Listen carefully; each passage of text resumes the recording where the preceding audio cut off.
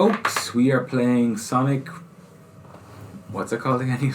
I don't know. I haven't played this game before. Sonic Team Racing, I think. Don't quote me if I'm wrong. I bet it's not, because isn't it Crash Team Racing? Yes, that's right. It's Sonic something Racing. All right, forgive me. I don't mean to be.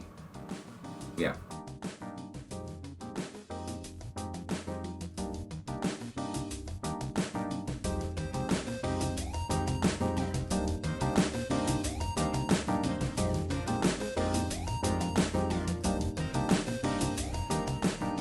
Hello and welcome to the Press the Action Button. Is it still a podcast or is it the Press the Action Button show? We'll say now. Okay. Where two nerds talk about video games. My name is Newman. And my name is Yusuf. Yes, that's right. And thank you guys for Read joining. the script. There is no script. There's never been a script. But thanks guys for joining us again. This will have our typical agenda that we normally have on the show. We hope you've enjoyed last week's show. But before we get into anything, how have you been, Yusuf? How's your week been? Good, yeah. Excited to see how the last episode goes. Mm-hmm. We put a lot of work into that. You sure did. Yes. Yeah, thank you. Hopefully it's good. No, it's not been out yet from the time I was recording this, so hopefully it goes down well. Mm-hmm. This time I went to Waterford. Did I say that? No. Yeah. Oh yeah, go on. Yeah. I went there. Went to Tremor, where they have a little beach and a little theme park. And love those theme parks. Went to the arcade. My wife was very excited to go to the arcade to play some games. Could not get away from the machines where you put the 20 cent in to keep making more of them come out. What's the story with that? It's a rig. Yeah, it's absolute nonsense. Rig. Yeah. My wife loves those games as well. Where you put the money in and you get more coins out. And you may win a little bag of sweets or a shitty little key ring. You just can't stop doing it. And I was like, let's pay attention to the kids, darling. let's stop playing this game. It's literally the episode of Simpsons, isn't it? Where Marge, I call her a gambler. Yeah. You know what I actually saw, which I hadn't seen before? App games in arcades. No. So like Flappy Bird. Like that, yeah. I saw Flappy Bird in the arcade the other day. Yeah, mad. Yeah, it's weird. It was weird though, but like I was, there was one I never played before. You to the Crossroad. It's basically a new Frogger, but it was really big a long time ago. I don't know what it's called. I was playing with my wife, and we were like competing against each other. But I was just like, this is just an app. You just tap the jump on with this huge button on it. And I did really well. I got loads of tokens for it. Well done. Yeah, it's one of those proper arcades that give you tokens. Yeah, but you say you get loads of tokens. I thought I got loads of tokens. I even played one of those games where the whole game is just to pull the thing and see how many tokens you win. And I won like 500. And then I brought it up and yes, it's 85,000 for a little thing. I was like, okay, fine. Yeah, it was it's the house always wins, Yusuf. Oh yeah, is what I find. But I'm glad you enjoyed it. There was a cool Mario mug I wanted, but it was 4 times more tokens than what I got, so I went for a load of flumps. What's a flump? A flump, like the marshmallowy treat. I've never heard of a flump. You have? I haven't. You're very insistent. No, because that's a word that I would really enjoy. Flump? Yeah, so I've never heard of it. Flump, yeah. No, it's like a Womp's Fortress. Anyway, how about you? How's your week? Yeah, it's been good. I bought a car from Japan. Oh, did you? Yes, I sure did. Now, it's nothing to get excited about, people. It's a pure dad mobile. But I have to say, I really enjoyed the whole process of you have these auctions and you bid on them. Right. And so you get this auction sheet in Japanese and it's they give you the rating of the car. They give you the rating. What's so funny? Because the only thing that could be scarier than auctioning a car is if it's in Japanese. Just I have no idea what I'm doing. Well, I did have a company in Ireland support me, but it was because I lost the first bid. Right, yeah. The first car I bid for, which was a Toyota, and then I got a Honda in the end. Oh, we went for a completely different car. I did, yeah. They're both MPVs. They're both still a little minivan with 7 the sliding seats. door. Yeah, pretty much. Yeah. But I can see how it could get very addictive, people. So maybe stay away from it. I was thinking how I could perhaps launch my own business offering Japanese auctions, because the cars are immaculate. They're like new. You just treat them so well. So I'll let you know when it comes, people, what I make of it. But who knows? You might get a car review from me at some stage. But not on this channel. Yeah, well. Yeah, perhaps not. But so that was my weekend, and I can't wait to get it. Good. You play any games? I have played games, but that's part of our next section of the show. So should we do a bit of news first? Oh yeah, go on. Yeah. Since you didn't add in the Arnold Schwarzenegger voice last week, I'm still going to press the button in expectation that you'll do it this week. Not again. Alright, now I got some news, Yusuf. News is what I got, and it's very, very exciting. Now, you've probably heard of all the news, because every time I come up with something, you've already heard of it. Being way more up to date and stuff than looking for news in the past. Yeah, well, that's the best kind of news. Alright, you ready for this, Yusuf? Game Informer. Story here, the Netflix Resident Evil series cancelled after just one season. I did, I saw this, yeah. Good God, what did they do wrong? Oh, did you know about it? No, I didn't look at it at all. So, I mean, I saw a lot of places give it quite high reviews for being quite true to the original story. It isn't. It's it's set in like a future time period, and it's like 30 years later after Wesker. Like a Wesker's in it. I don't know exactly involved with it somehow. And the other guy who's playing Wesker is. Did you ever watch any of John Wick? I did, yeah. You know the receptionist guy, the tall like guy. Yeah, he's in The Wire. Is he in The Wire? Yeah, he's the main. I didn't watch much of Wire. Yeah, all right, okay. Yeah, but he's great. Yeah. Yeah, he's a brilliant actor, and by all from everyone saying like, because I know he doesn't look like Wesker, and it'll be like, oh. You know, it's like, what are they doing with that? But apparently he was fantastic. I think he's really good in John Wick. I think he's really I know. I think he's a great actor. He's a good really good presence. Yeah, I forget his name. I can't remember it either. But he was great in The Wire anyway. Anyway, he was Wesker, but apparently just everything else just wasn't very good. Nah. Stop buying the IPs for these shows and then going, you know, I know this has been successful for 30 years, but what if I changed everything about it? Exactly. I mean, I heard that Rings of Power... Yeah. That Amazon one, like, is supposed to be the most expensive TV series of all time. And it's an absolute flop, apparently. It's like, didn't stay true to anything whatsoever. Now, I haven't seen it, yeah. But, I mean, I probably won't now. After the slating is getting, but... I've heard it's disappointing, but, like, I thought The Hobbit was terrible. The Hobbit was pretty terrible. The fact they split it into 3 different stories is definitely not what I would have liked. But anyway, it looks very cool. Yeah, and like no one died for the whole thing. You know, it's just like, no, here we escaped again.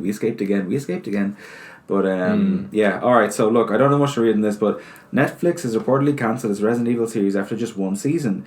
The news comes from a report from Deadline, which reports that Netflix has decided not to move forward with a second season of the show following the release of season 1's last month. As far as why, there's no official reason as of yet. But considering Netflix's past, it's likely that Resident Evil didn't meet expectations in both critical and audience response. The show will now join many other shows cancelled after just one season, including Cowboy Bebop, The Dark Crystal, Age of Resistance, and more. So, yeah, look, that was a failure, unfortunately. Did you watch the live Cowboy Bebop? No, I didn't. Did you? No, but I wasn't that mad in the anime. I liked the anime. It was so atmospheric. It was so cool. It was great. I know I definitely am one of the few people who wasn't mad for it. I know it was all about the atmosphere, as you say, but I wanted a bit more in a direct target story. I wanted to head towards somewhere I felt. Yeah, I do know what you mean, but I think it was trying to just be something completely different. Yeah, which is cool, but sure, not for me. Yeah. All right, story number 2, funnily Yusuf, involves Netflix as well. Hunger Games director to helm Netflix Bioshock movie. Oh, yeah. Yeah. Right. So, Rapture heads to the big-ish screen. Netflix announced on Thursday that Francis Lawrence, fake name, known for his work on the Hunger Games series and 2005's I Am Legend, which is a great movie, by the way. I Am Legend. It wasn't bad. I wish they didn't do the zombies CG. I thought they looked pretty good for the time. They did. No, yeah, it wasn't about that, but like I think the zombies in like Dawn of the Dead or 28 Days Later are way scarier. Yeah. Apart from the head honcho zombie in I Am Legend, he was pretty scary. He was, but I just think it's creepy when it's a real person. Do you ever see the alternative ending, the one that's true to the book? Yeah. I thought that was much better. Yeah, you know what it's meant to be in the books. No, go on. I believe this is the case where part of it is kind of, I think I'm telling the truth here, part of it's kind of told through the point of view of the zombies, and it's kind of like they are this new form of life, and Will Smith's character is basically kidnapping them and doing experiments on them. So he's not as good as he seems. Yeah, right. It's like he's not the protagonist now. Well, science can go off the wire. Is that what they say? No. Off the wall? Yeah. Off the rails? That's the one. Fans off the wall. Yeah. Oh, yeah. Okay. Right. So, but look, he seems to be a pretty good director. He's on I Am Legend, Hunger Games, Logan. Oh no, he'll be directing an adaptation of 2007. It's BioShock, Logan and Blade Runner 2049 screenwriter Michael Green is also attached to the pen. Okay. To pen this film script. So look, that's pretty good, and I think like the whole lore of BioShock is a pretty good potential adaptation. Yeah, I think so too. Yeah, we'll have to see because they mess up so much shit. Is it going to be a series or a film? It will be a movie. Right. Okay. Yeah. It could be good. I can imagine that being a good series.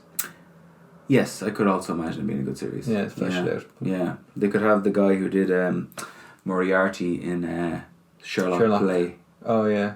Play the guy, whatever the guy's name. Andrew Ryan. I think so. Yeah. Can't get beaten an old Irish accent in a movie or a game, can you? Would you kindly? Yeah. Would I kindly what?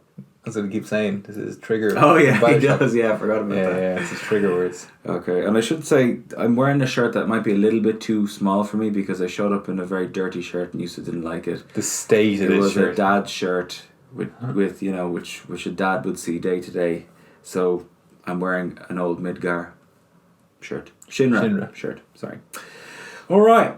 Next story. Now, this is my kind of thing, Yusuf. Nintendo disagrees with Sony about games industry slump. There's been a slump. You heard about this? I didn't hear there was a slump. Yeah. So, apparently, the gaming industry may be in a post-pandemic funk. Good word. But Nintendo refuses to believe it. Sony Group Corp... Why did you have to say that? Last week said its PlayStation business lost steam this spring. Sales of PlayStation 4 and 5 titles fell from a year earlier, and playtime plunged 15% in the quarter. Well, it is summer too, right? Yeah, also like I've loads of places are doing this. They keep comparing these years to last year, and you can't do that. Yeah, you can't. No, you know. Same thing as the crypto industry. They're like, well, it was great last year. It'll be great this year. In its defense, Sony noted that the whole industry has been affected by the global reopening after COVID. The difficulty for games companies is that they still have the pandemic-era supply and shipping constraints on hardware, but now face dwindling time spent playing games and a slower launch schedule of new titles. I have to say, I very much feel that's true. You know, I do think that the PS4 took a bit of time to get up steam, but I kind of felt like at this stage, there was like, I was really looking forward to games coming within 2, 3, 4, 5, December time. And now, for me, like, there's nothing really, I'm like, oh, I cannot wait to get my hands on that. I wonder if they're a bit less rushed on it, because there is still the shortage of PlayStation 5s. So, is there though? I mean, how hard are they to get now? I don't know exactly, because I'm not trying to get one, but there is still a shortage of them, and they've actually put the prices up as well. Oh really? Well, yeah, because it's gone up. Because exactly why they're going to need to put the prices up. So it is still reasonably difficult to get. So maybe they don't want. I don't know, like probably like a Grand Theft Auto game would be the biggest kind of cross genre game where a lot of people want it. Maybe they don't really want something like that coming out now, in case it dies down pretty quickly. Yeah, I don't know. I think there's enough people who own it to be able to have a successful game launching. Yeah. But anyway, Nintendo software sales, which lacked a major release in the quarter, were flat or increased slightly in Japan, Europe, and other regions, including Oceania and China. Sony games fell 26%. If Nintendo can sell old games, then Sony should be able to do too, right? According to reports by analysts who talked with the Kyoto-based company after its results. I never knew Nintendo was Kyoto-based, did you? I did actually. Alright. Nintendo doesn't think people are spending less time gaming. The US was simply a problem of getting enough consoles on shelves. So, they agree with you there. Citigroup Global Markets analyst Junko Yamamura wrote that the weak Nintendo performance in the US was not really due to the world reopening, but rather a time lag related to transporting goods. Not so sure I agree with Nintendo there, but it's a bit of but Nintendo have always been like that. They don't have a huge games catalog, but no. I guess the Switch is super successful. Yeah, but I was going to say games are changing now, because the Switch used to be a great sort of emulator machine where you would want to play those old Sony games on it quite easily, or PlayStation games. But now with the way that Sony are having to combat Microsoft with their platinum deals and the extra things that you get, maybe they're going to start going that kind of range as well. So maybe people aren't buying as many new ones, but they're on these subscription services. True. Okay, so last bit of my story here for you, Yusuf. This is, I know many people probably won't be interested in this, but you might, and I might. So go on. Wild Arms and Shadow Hearts devs launching dual Kickstarter. It's a little sad if they're harking back to Wild Arms now, which was a great game. Although I played it again, and it's not a great game. Yeah, that's what you were saying. Like, I think it was one of those games that was like pure nostalgia. And I was like, oh, remember Wild Arms? And then you played it. It's like, this is terrible. But like, I have to say, this is shit. Exactly. What was I thinking? Alundra is still very good. And it's very dark. The first one, not the ARG part, second one. Yeah, but that was a weird transition. But the first one was great. But yeah, so anyway, look, JRPG spiritual successor Armed Fantasia and Penny Gold will share a minimum 750,000 funding goal. Some of the creators beyond influential JRPG, Wild Arms and Shadow Hearts are working together to crowdfund spiritual successors to their past work. I think maybe it says it all there. I mean, past work. Yeah. If they can't do anything good now and having to hark back to 25 years ago, that could be a concern. But then there's people like me who will buy the game. So, what was Shadow Hearts? I thought you would know. Did we play Shadow Hearts? It sounds familiar, doesn't it? It sounds like every game from the PlayStation era. Yeah, it sounds like a Kingdom Hearts add-on. That's true, yeah. Basically. But so anyway, that's my stories for this week. So, sales aren't doing great. Netflix are doing bad things, and Nintendo and Sony disagree. They're doing loads of video game storytelling, film and TV adaptions. Yeah, I've seen a lot of that recently. Yeah, alright. They're doing God of War 1, Bioshock as you said, and Last of Us, the HBO thing, and I think there's something else too. And also Mortal Kombat came out recently. Yeah. So yeah, a lot of things. We did the same thing as we did last week in that I have a couple of games. Yes. I was going to do one big game, but then I figured I'm actually just playing two small games, and they're not very in-depth, so I'll just do two very short videos. Okay. And we'll see what you think. Yeah, okay, cool. So let's get this. Okay, Yusuf, so this is my first game. I have to turn that down there so it doesn't interfere with the recording. This is wild. This is exactly the kind of game that I love. A Japanese schoolgirl with magical powers going through a colourful universe, dodging red, green and blue blocks, collecting them and rushing through bullets, thereby gathering more energy. So anyway, the name of this game is called, I called it... Sorry, let me start again. So as you can see, you can pick three characters here. They've got different kind of homing shots and different kind of the way shots goes. But the name of the game is Marihana Su Makyu Uniting Barrage Action Lit Flower Dance of Magical Blue Mirror, and it's a horizontal Danmaku shooting game. Do they all have mustaches by default, or did you add that on there? I added that on. That was an accessory, so every accessory gives you different kind of powers. And you can see, if you look closely when I'm not flying around the place, she has a little heart in her middle. That's the place where you can't get hit. Okay. So it's actually very difficult to dodge everything, and you've got different ways of dodging it. So you can see you have different characters that shoot different things. They can shoot either left or right. You're kind of in this weird universal place. I don't know what else you would call it. But it's it was just a tremendous amount of fun. Exactly the kind of game that I wanted to play, which I didn't have to engage my brain much. I didn't understand a word they were saying at any stage whatsoever, but I knew that it was some kind of girl shooting things and trying to avoid being shot, and that was all I needed. It looks immensely difficult. It is very, very, very hard. There's three difficulty choices, which are easy, normal and hard as usual, but even easy is quite hard at the end. But you can see these are all boss battles, and what you have to do is you have to you see the barrier around them, you have to shoot them enough so it breaks down, and then you have to rush them to kill them. So you're only given a certain amount of rushes. And then you have to build them up every time you build their barrier up, you'll get another rush. Yeah. And then you can also have your own spell cards, which allow you to use your own special attack. But you can see, if you get hit once, you're stunned, and if you get hit again within 2 seconds, you're dead.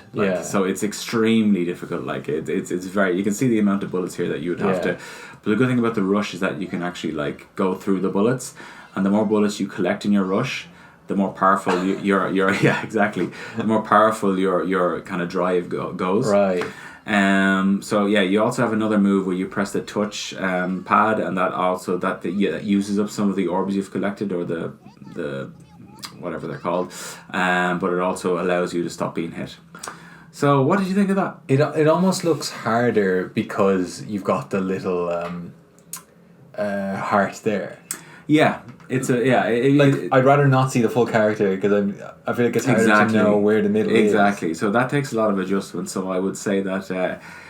Look, I think it cost me €12, and I was just in such a mood to play a obscure Japanese game, and I just really was in the mood for that kind of old game. So that's what I did. But yeah, it was pretty good. I give it 7 out of 10. Okay. Yeah, recommend it, guys, if you want to just spend €10 or €12 and just lose yourself in the Japanese universe. How long is it? It's pretty damn short. It's one of those games that you have I think it's 8 levels, and you play them again and again and again with different characters, and unlocking more orbs to unlock different accessories, blah blah blah. Yeah. So my next game is similar. You might have noticed, Yusuf. Yeah, I caught a glimpse of it there. Yes. So do you have an idea what this game is called? No, obviously not. Nobody does. They do, actually. It was a very, very famous franchise in the arcades and on the Dreamcast. It was called Cotton. This one is Cotton Boomerang, also known as Cotton 2 Magical Night Dreams. What a strange genre of games for you to pick up for this week. I don't know, I just really was in the mood. So you play as Cotton, Appy, your rival, Silk, the fairy, and Needle Hat. I don't know who the last two are, but anyway, Cotton is a witch. Guess where she's from? Pennsylvania. Germany. So yes, as you can see, that would make absolutely no sense, but she is a pink-haired witch girl who is fighting dragons and just these really mysterious and weird enemies, kind of like Cue 'em Up, I guess, where you fight these bizarre characters. The last screenshot was fighting a pumpkin who's firing out other food at you. And you collect these power-ups which give you more different kind of weapons, broader kind of range, and you have tea time after each level, which is this here, where you collect points basically. But it is an extremely difficult game. It's even harder than the last game. Right. And you can see you can actually grab enemies there with circle, and you can throw them, and then you can also build up stuff. But I just really I just find these graphics so charming. Yeah. And these worlds, those kind of ghouls that remind me of the game Ghouls and Ghosts. There's lots of boss battles which are extremely difficult. You can switch out. You choose 3 different characters, and you can switch out. Every time you switch out, you get kind of a special attack, which is very much needed. I think I didn't get past the 4th or 5th level in this. I just could not do it. So it's a stressful game, guys. Is this is this like an old game, or is this like a redone version of it? No, it's a 1997 game. Right. Okay. But so as I was saying, it stars a red-haired preteen German witch with a hunger for willow candy that drives all of her actions. She is hot-headed, immature, and often overreacts. Although her quests in each game are ultimately to serve a higher purpose, she is never involved personally for any other reason other than the prospect of getting to eat willow. Which I enjoyed thoroughly, especially the last line when it said, in a typical Cotton game, Cotton will embark on her journey through the game stages with the hope she'll be rewarded with a willow at the end. However, when the game is over, she almost always ends up empty-handed. For some reason I get images of Donkey Kong and his Kong horde saying that sentence, so that's probably why I like it so much. So yeah, that was really enjoyable. It kind of reminded those good old-fashioned arcade games which are just so colourful, so off the wall, and you can play it at home, but it is one of those very difficult games in that if you lose your continues, you have to start again. It's not going to let you finish it. You have to play it well. So that I'd give that a 7.5 out of 10. I'm surprised you didn't like Cuphead. Cuphead, I thought was like a wannabe game almost. It was like trying to be something. I mean, well, it wasn't an homage. Huh? It was an homage to... Yeah, well, I don't know. It wasn't Japanese. I like the Japanese aesthetic. That one was more old, like Disney cartoons. And exactly, but I mean, just the difficulty level, the kind of... Is bullet hell, is that the correct term for these type of games? Yeah. Or I think Cue 'em Up was also another term. Yeah, I didn't hear it you said earlier. It's a good one. Yeah. It's quite a good one. So instead of ships, your little witches in Japanese preteen, or German witches, if you will. So, and how much was that one? I think that was also like about €10. They actually did a new game, I think it was released last year, called Cotton Rebirth, correct me if I'm wrong, for the PS4. So I was going to get that, but it was like €34. So I think I'll get it when it decreases, because hopefully it's a little bit more forgiving. Yeah. Well, I think lots of times those games, they're ported from arcade games, and the point is that you die and you keep putting money back in again. So like that's what they want you to do. Exactly. It's not to be a story you can finish. No. Yeah, but so that was the mood I was in this week, guys. Always up for Japanese games. I would have played Goemon if I had the N64, but I will play that one week, guys. So, all right, on to your game, Yusuf. Let's do it. Shall we do it? Now, do you know what this game is? It looks awfully familiar. No. I don't think you've played it. It is...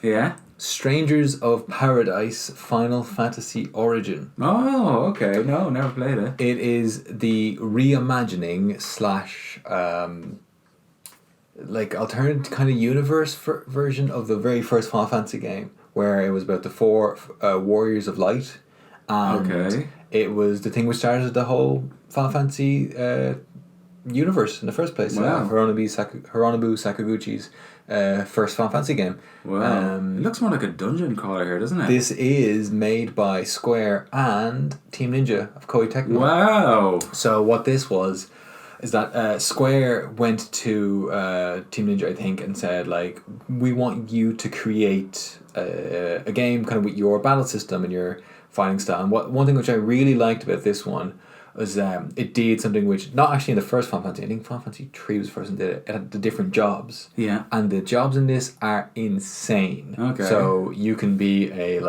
warrior, a swordsman, a mage, a red mage, a sage, a dragoon, a thief monk. You see all the jobs there. Wow. There's a lot of them, and they all have their different weapons they can use. Some can use multiple ones, some can use different things. There are different abilities of them. They all fight differently. Nice. Quite good fun. The battle system is really good fun. You can it's kind of like a loot game as well. You know, it's like you can get so many different things, the different levels and different weapons and different bits of equipment can, you know, help you go up your levels faster. And the more you do that, the more skills you unlock for that one. Also, what is quite nice about it is that it also changes your outside appearance on it. Okay, yeah. So I love those games. Yeah, so, you know, if the armor you change on the outside, it'll go to, you know, if you put on a big suit of armor, you'll be wearing that when you're running around. Right. You just hit triangle and you switch to another job. You can have 2 at the same time. So you can see how different characters starting to look here. Nice. One thing I noticed there, why is everything all grey? There doesn't seem to be much... That's just a snow level. Oh, okay. All right. Yeah, it's just a snow level. It's I believe, reasonably true to the original game. Okay. In the sense of some of the story of, you know, there's these 4 crystals and you need to... they've kind of been corrupted. You need to go and get them to try and stop chaos. So chaos is... It's kind of unsure whether chaos is a real person or is just a kind of manifestation of the evil that's happened in the world through kind of a build-up of turmoil. Now, that is significantly more credit to the story than this game has given its own story itself, because it is shy. The story? The story is... So remember when I was telling you it seems like Sony went to Team Ninja and went, you make the battle system, don't touch anything else, we'll do everything else. It seems like Team Ninja put a lot of work in, built quite a big universe for it, then rang up Square Enix and go, hey, so we've done our side, where's your element of it? And they went, oh yeah, hang on a second, it's coming right now. Quick, throw some shit together. Yeah. It's the most shallow game I've ever played, from story to the world to the characters. The music, it's like... How much you pay for this? Oh, it's like a full game. Like, but you paid full price for this game? Yeah, it's a brand new game? Yeah. Oh, God. Yeah, PlayStation 5 game. Okay. Yeah. So it's kind of meant to be like Neo meets Final Fantasy, and like it's got this thing about going to levels, which is like the sphere grids from Final Fantasy X, which I love, which is quite cool. So you go up, you get experience points, you go up levels, and then you're able to go and then unlock different things for it. And that's the only thing that's got me playing this game. Is the jobs are amazing. It's really cool just unlocking them, because they do feel quite different from one another. Yeah. Like if you're a mage, you just play completely differently to if you're a samurai, for example. Okay. Yeah. And each person's job has a different kind of basic skill set that they do. Okay. So, for example, if you are a dragoon, you get the ability to jump, so you jump really high in the air, then you knock them down. You can be someone who has a giant axe, or someone with a bit more defensive, or a bit more distance. Okay. So this is a different part of it. It looks pretty good, and you know his run as well looks a lot like Ryu. Is it Ryu from Ninja Gaiden? Oh yeah, same, yeah. Well, particularly because I'm a samurai class. Yeah, so, okay, yeah. So this is a boss battle, and it does have this quite cool thing where you can defend with doing a normal defend, and then you see that little yellow bar on the bottom. Right. That is kind of your break gauge. So if you get you block, then that will go down. If you hit circle, which is like parry at the exact right time, you can either learn an enemy skill which you can then use, or you basically deflect them back. And you can see the boss there has 2 health bars, the one at the top and the one at the bottom. Depending which one you knock down, either it means they're kind of incapacitated for a second. You can do a big attack on them. Okay. So it is quite cool in the way it works. Those things work, and you know, if you, for example, hold the attack button, for some people it'll be a big strong attack they charge. For somebody else, it'll enter a new stance. They can do different things. So that stuff is all good, but it's just like, there's a bit where, like, you know, you're talking about, let's go and do this, let's go and do the story, and someone's like, 2 other people walk up, us too, and that's the story. Oh, good God. You know? Alright. Didn't invest too much time then. No, like, there's no real, there's an overview world map where you go from, like, dungeon to dungeon, but there's no kind of towns.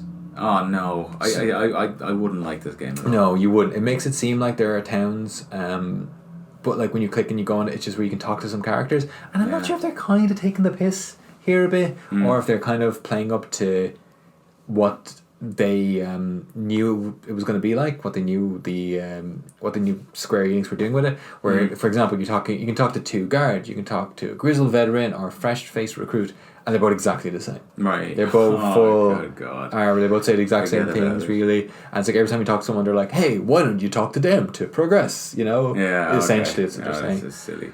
I tell you what else they messed up there was calling it a dragon zombie rather than a zombie dragon. That's true. Maybe, I guess. A dragon zombie. Yeah. Probably. Yeah. Fair point. I think this area is kind of meant to look like. What's it called? The sectors from Final Fantasy VII? It looks exactly like that's what I was going to say. Even the way he's opening the chest there. So and climbing the ladders, yeah. Yeah, there's a lot of these things. So it's like, you know, it was Neo or Nio, which you play, which I never played. So it's kind of meant to be that meets Final Fantasy, as I was saying. Now, I haven't played that, as I said. Played Ninja Gaiden, played lots of other Team Ninja games. But it's kind of also meant to be a bit Souls-like. It's nothing Souls-like at all. Like, it does look a bit Souls, not being a big Souls player myself now, but... Yeah, the balance just isn't there at all. It's just... I have a really difficult time with it because there's bits of it which are seriously flawed, but I keep playing it. Okay. I keep playing it. Why? Is it the accessories? Is it the loot? Like... The loot is mind-boggling. There's so much loot they give you. It seems to have such a little difference. It's the leveling and the jobs. I just can't get enough of it. Oh, okay. So you go up to level 30, and then when you're level 30, that means you've unlocked all of the skills, things that are set to that job, and then you also get to, what was it? You also can sometimes then move on to the next job that you want to unlock. Okay. You know? So that's the thing which has me keep going. And you see, like now I'm a ninja, and I get like these ninjutsu skills, which are like, you know, completely different to any other level that I was playing. So it is quite good from that point of view, from the battle, but like everything else just seems phoned in. Okay. It's a good game to play if you don't get a full price, and if you want to sit there and just like listen to a lot of podcasts, or like, because that is fun. That sounds like something I typically would like. Yeah. But you know, it kind of reminds me of Nio when I played Nio. Like, I did enjoy it, but like I said this to you many times, at the end I was like fighting just 2 impossibly difficult bosses who are impossibly difficult by themselves at the same time. Yeah. And I just kept doing it, and then I kind of just said to myself, why am I even doing this anymore? You know, like, it's kind of like you get locked into this kind of progressing thing, and like after a time you stop enjoying it, but you just keep doing it, you know. And it's like, I don't know, it sounds like you're kind of getting locked into that with this, like, because you don't like the story, you don't like the, you know, the it doesn't have the difficulty of a Souls game. Okay. It's not really difficult. It's quite forgiving in like save points, and you keep your experience. So if you go and you just keep failing and dying at a part of it, which sometimes just seems kind of unfair and annoying because your party are useless. They're terrible. Right, okay. But I think that they kind of want you to play online and go after loot, but the loot doesn't really change it. Right. Okay. So it's an odd game. I feel like I'd give it a 6.5 out of 10. Okay, that sounds fair. Yeah. Yeah, and to be honest, I didn't think it was the most beautiful looking game either from what you that showed good. there. No. Yeah, so okay, Yeah, fair enough. It's not that good. I won't try that one. No, yeah. I if you know, if that's what you're going for, great, give it a go. If that's what you want to play, then that's fine. But if you are like, oh, I love JRPGs, it's not a JRPG. If you love Soulsborne games, it's not a Soulsborne game. It's a whole lot of nothing. It's hardly a full game, to be honest with you. Okay. It Like, looks like, yeah. it seems like Team Ninja did a fucking great job. Yeah. And then it's just like, really quickly you're fighting just a different skin on an enemy I already fought. Right, okay. I'm on level 3. It's a bit early to be doing that, isn't it? It's like doing a project with someone in school or college who you hate, and you know they're not going to do any work at all, and just because you don't want a bad grade, you do it all, and then they're like, yeah, it's fine, yeah, and then put their name before yours then as well. Yeah. On the project. It does feel like that. It kind of just seems like Square were thinking, how do we use this IP that we have, and let's see, but maybe they're trying to figure out kind of combat with new RPGs. 'Cause what do you do with RPG combat? True. It's progressed, so True. that is good, but yeah. Okay, 6.5. Fair score, Yusuf. Yeah. All right, so this is the end of the show. Are we going to play a game? Yes, let's give it a go. Okay, so, all right, folks, this is Team Sonic Racing. I believe it was one of the free games there recently. Oh. So, why don't we standard Grand Prix? Yeah, we'll do standard Grand Prix. This is, this was a funny game because you could play a Grand Prix on a team, hence the name, I guess. But you would have like 3 people on your team, and you would have to kind of beat the other team, and you could help each other. You could pass over items and stuff to help one another finish. Almost like a relay or something. Yeah, exactly. So, do you know what? I'm gonna go with good old Sonic. Knuckles, my guy. I've never played this game before, but That's what he's telling you now, folks, because he's crap. what was that saying? I don't know. It's hard to see behind the camera sometimes. Do you know, I still think, there's a lot of good games, like Crash Team Racing was pretty good. Yeah. But, and what was the other one? Diddy Kong Racing was damn good as well. But you just can't beat Mario Kart. Particularly Double Dash. It was just the creme of the creme of you said it now, kart but you spent years and things. Mario Kart 64 was the best one, and then you played it and you're like, no. How'd you play? You'll figure it out. Oh, cheers. R2 to go, I guess. Yeah. But but that was before Double Dash came out, Yusuf. No, I mean after Double Dash. No. Defo. I never would have said 64 is better than Double Dash. That was just blasphemy. I don't know why they never did the double character switch after that, really. I don't know either. Yeah, because I just think it was. I just think it was the best one. Yeah. Like they just seem to get everything right. Yeah. And then I don't know. Like I kind of liked a bit more in that one, and also particularly in Mario Kart 64, the way you could kind of skip certain bits of it. You could cut corners if you got a mushroom. Shortcuts are fantastic. Yeah, but like they kind of got rid of that. Oh, yeah. So I'm guessing in this, you collect your rings to speed up the general speed of your car. You can switch items between characters on your own team, and then you obviously just have to win the race. But looks pretty good, doesn't it? Yeah, it is. It's quite. It's very Sonic. Yeah, absolutely. Yeah. Whenever I see these games, and it's such a tragedy that the Dreamcast didn't work out, I always think of the Dreamcast. Yeah, it's just their baby.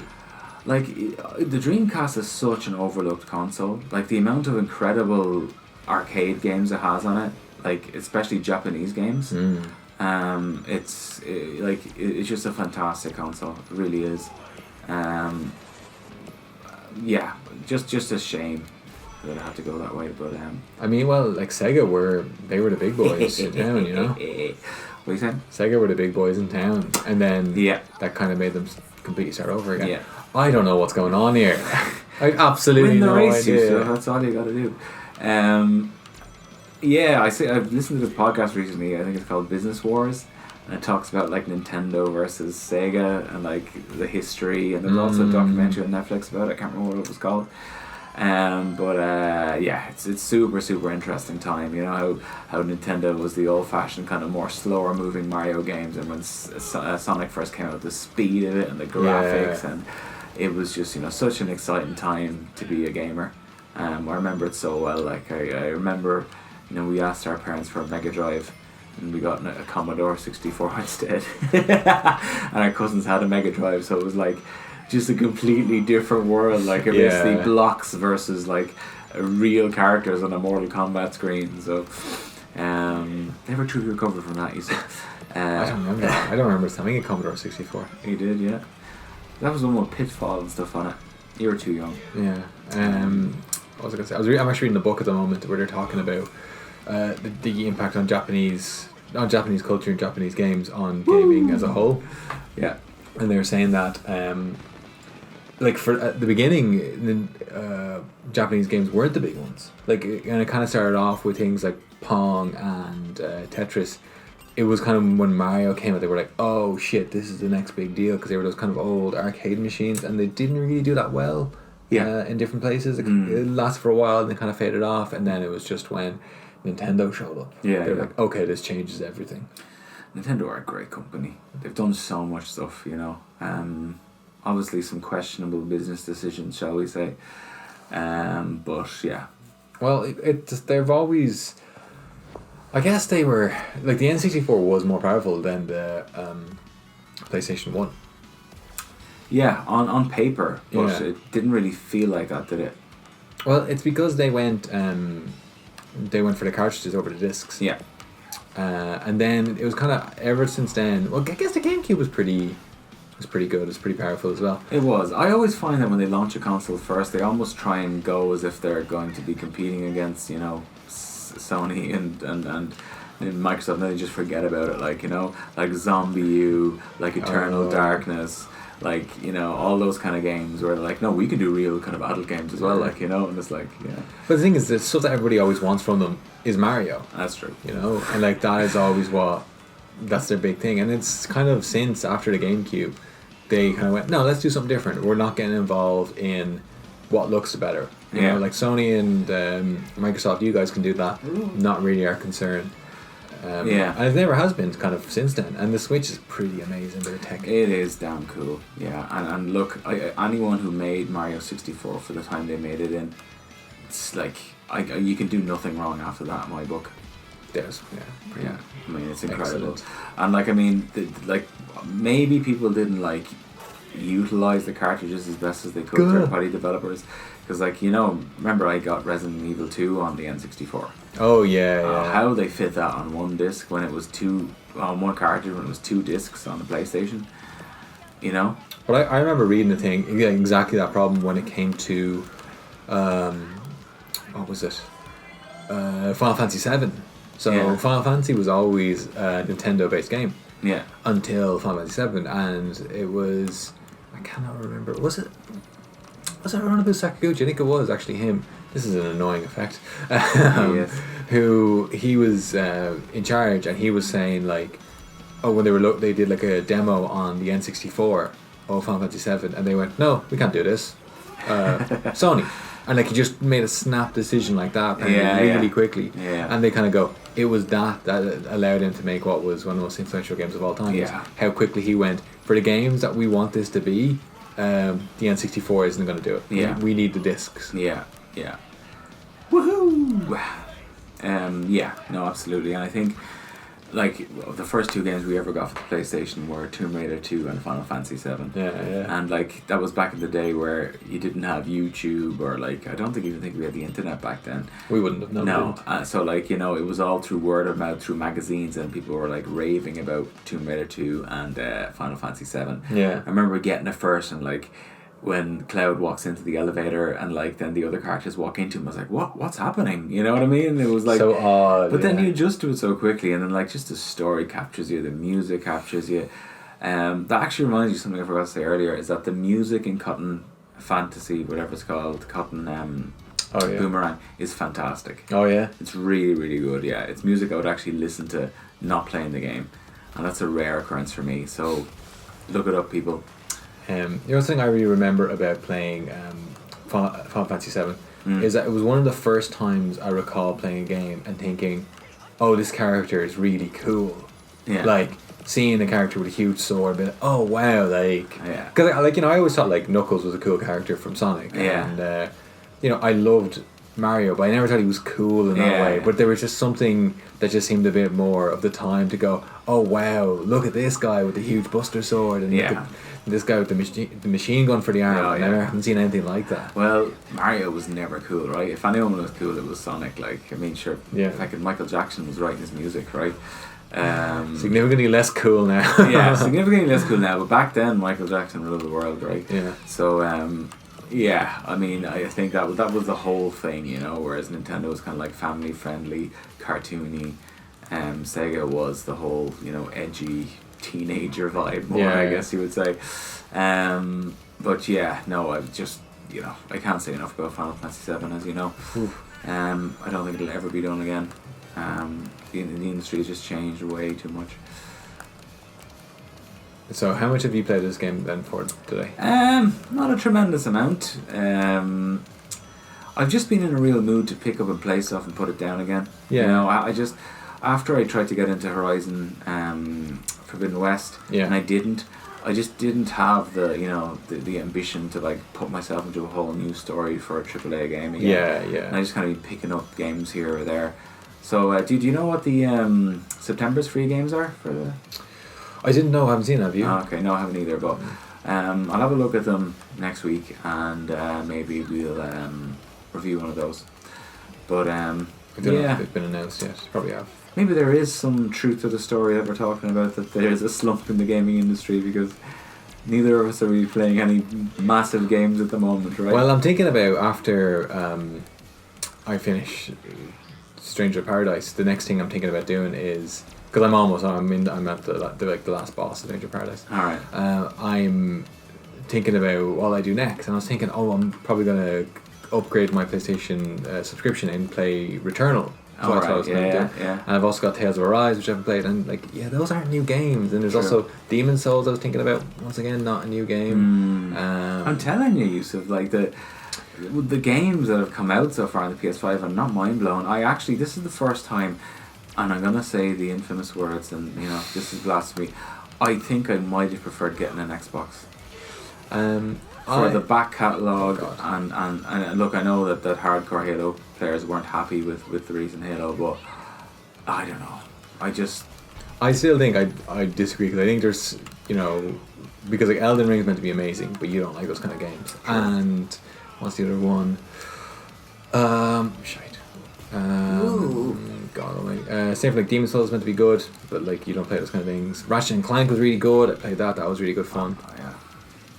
No one buys a console for Ratchet and Clank though, Yusuf. Some people do. That's like the fifth game in the thing, in the storyline. Alright. How do you drift in this? I'm not sure.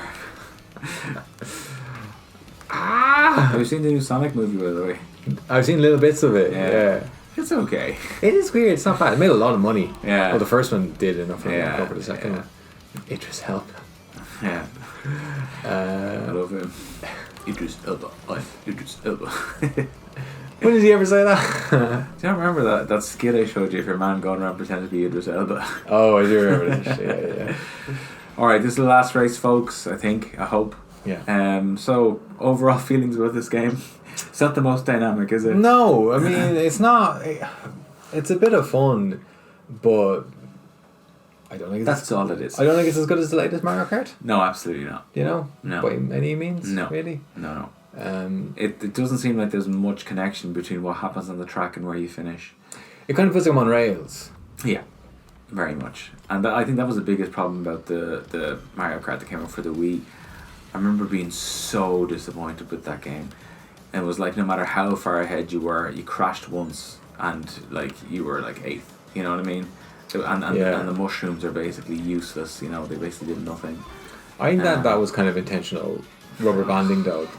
Because they didn't want they didn't want you to be the person who you got hit by lightning, and then you got run over, and then a shell hit you, and then you have to do 3 laps where you've no hope of taking over somebody.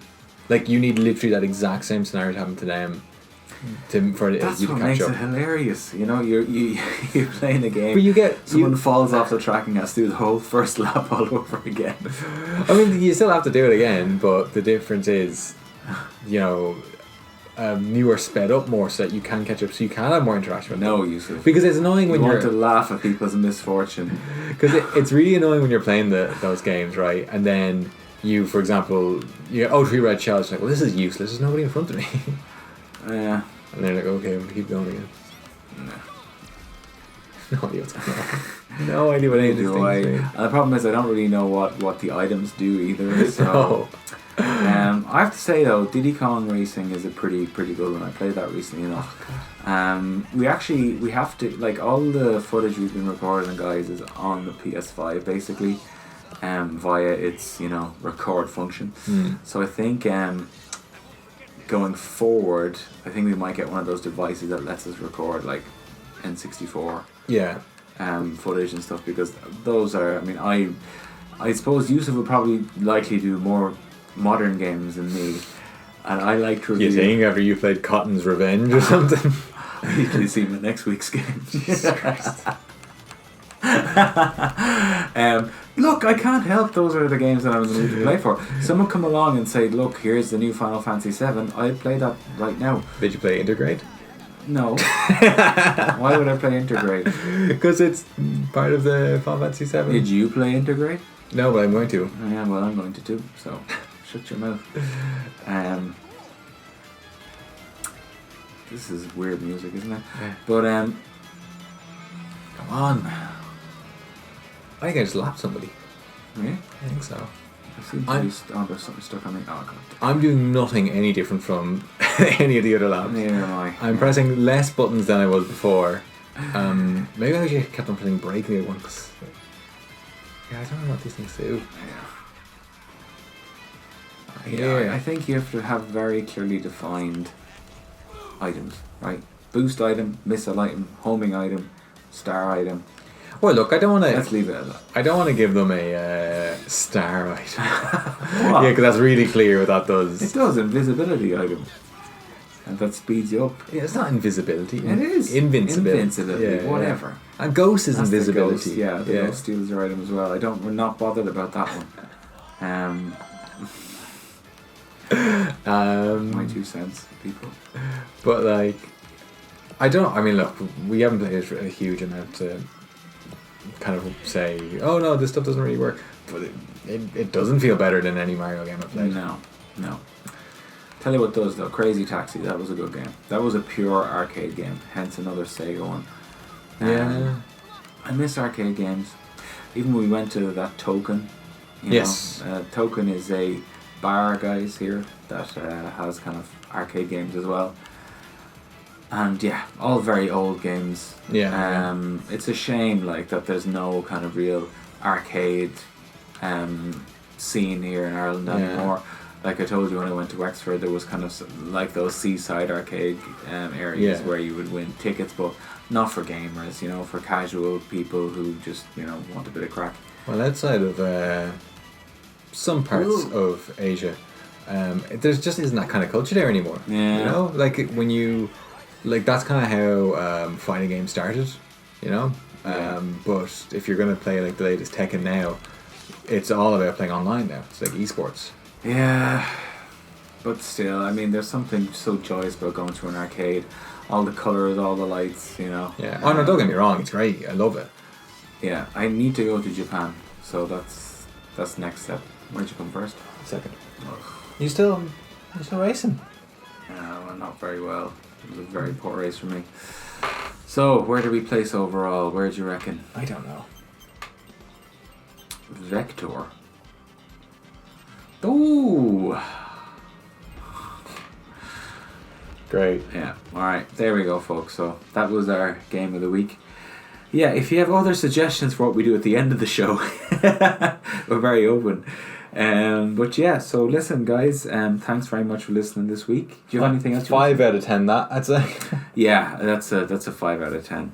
I did offer to play Yusuf against Street Fighter, but he was so afraid it would thrash him that he chickened out. Not at all the situation. So, yeah. Thank you guys for listening. We hope you enjoyed the new format of the show. Yeah. Any questions or comments? I think we have our email address in the notes, Yusuf. Yes. If Are they called notes? They're in the description of the video and the bottom of the podcast, but it's presstheactionbuttonpod@gmail.com. Yes, thank you very much. And as always, we love each and every one of you. Especially you, Jimena. Alright? Just a name. Any name. Jimena is a name. It starts with an X and it goes What? Okay, bye. See yous.